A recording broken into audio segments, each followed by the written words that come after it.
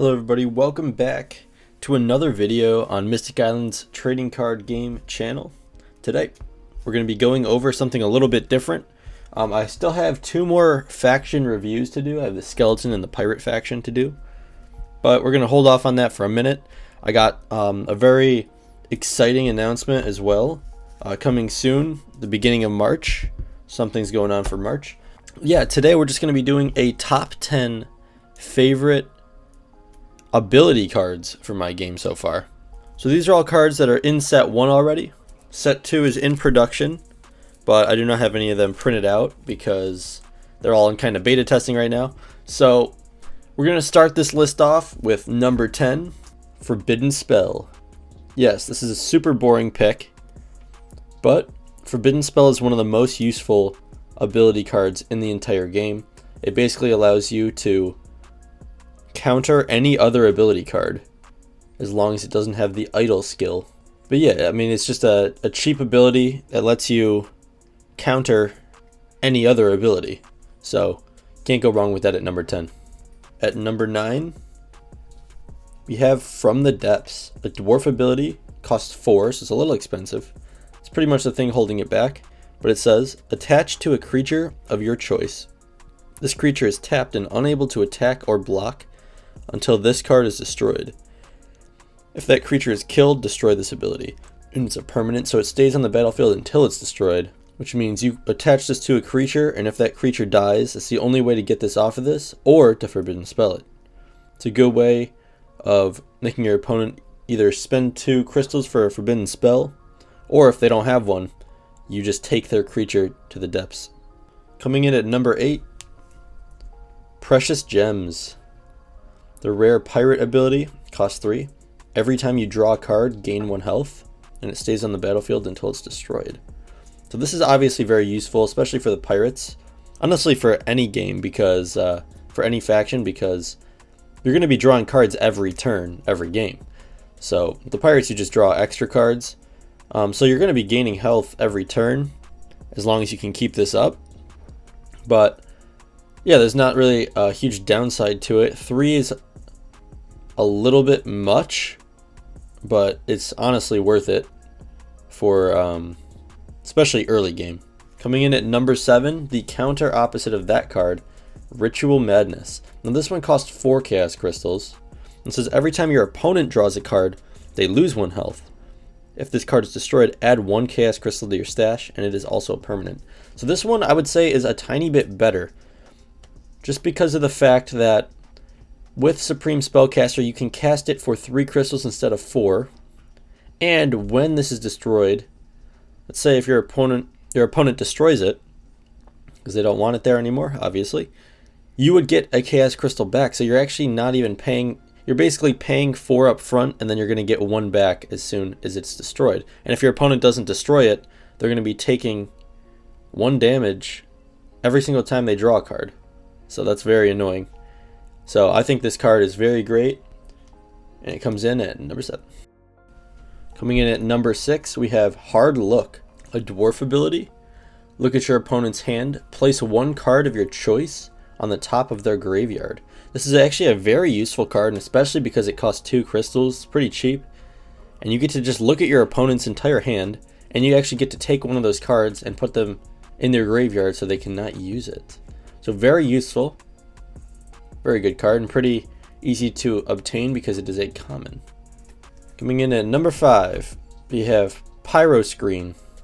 Mage ability, costs 3 Chaos Crystals. Prevent all damage dealt by non-mage faction creatures this turn to a caster of choice. So basically what this does is any creatures that are not mage faction cannot deal any damage to target player of your choice. So let's say you have 1 health left and your opponent has 3 dwarves that have 6 attack each, about to take you out. You play this. As long as your opponent's creatures are not mage faction creatures, they can't deal any damage to you for that turn at all. So very useful. And with Supreme Spellcaster, you can cast this for 2. So that's very, very, very important. So number 4, we're going to follow that up with a Fireball. Another mage ability card, costs 3. This is the first removal I've had in the game so far. It says target creature takes 4 damage. But the best part about this card, there's two best parts. First of all, it's mage, so Supreme Spellcaster can drop this down to 2 crystals because it costs 3 or more. So that's even better. And it has the idle skill, meaning this cannot be countered. It is a straight fireball right to your opponent's creature that cannot be stopped. Very good card, and that's why it comes in at number 4. Number 3 is Drunken Slumber. This card is actually crazy useful. So you put a -3 attack counter on target creature this turn.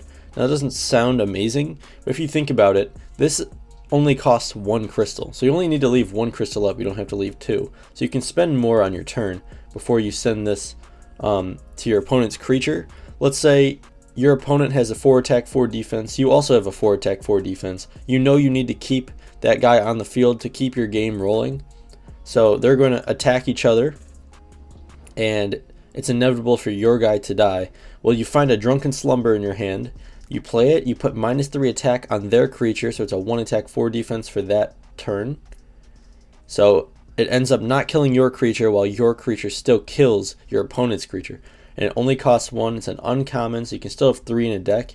A very good card, very slept on. Moving on to number 2. Number 2 is Sword of the Mighty. It costs 2 crystals, so it's solid there, cheap. Give target creature +1 attack, +1 defense until death. Once you've used this card, it goes to the bottom of your graveyard.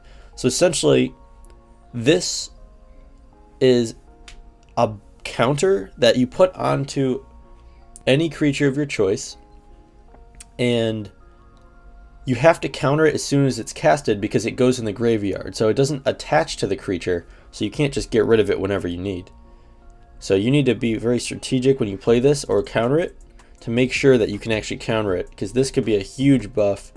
So far in set 1, a +1/+1 buff could be very big to keeping your creatures alive. So that definitely comes in at number 2.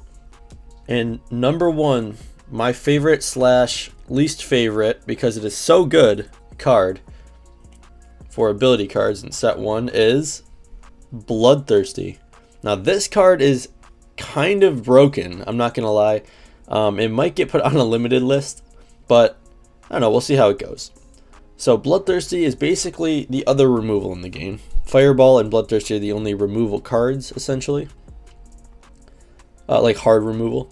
So basically, it costs 2, so it's cheap. Target creature or caster takes 4 damage. When you cast this ability, lose 2 health. So I was thinking that this would be a little bit balanced because you have to lose 2 health to play it, and it costs 2. But essentially, the fact that it costs 2 crystals makes it insanely good to just bounce your opponent's creature. If you don't want to hit a creature with it, you can also hit the opposing player, which is actually very insane. So this card is very good. If you pull this out of a pack, I would definitely throw this in my Goblin deck. This is probably the number 1 card I would want besides maybe Grunt Goblins. But yeah, this is a amazing card. So that comes in at number 1. Hopefully you guys did enjoy my top 10 ability cards. If you guys want any of these cards, I have first link in the description for all my cards. I have booster packs, starter decks, and Chaos Crystal packs, so you can start playing. And I'm going to have way more rule videos coming up soon. So hopefully you guys did enjoy this video. I'm going to see you guys in the next one.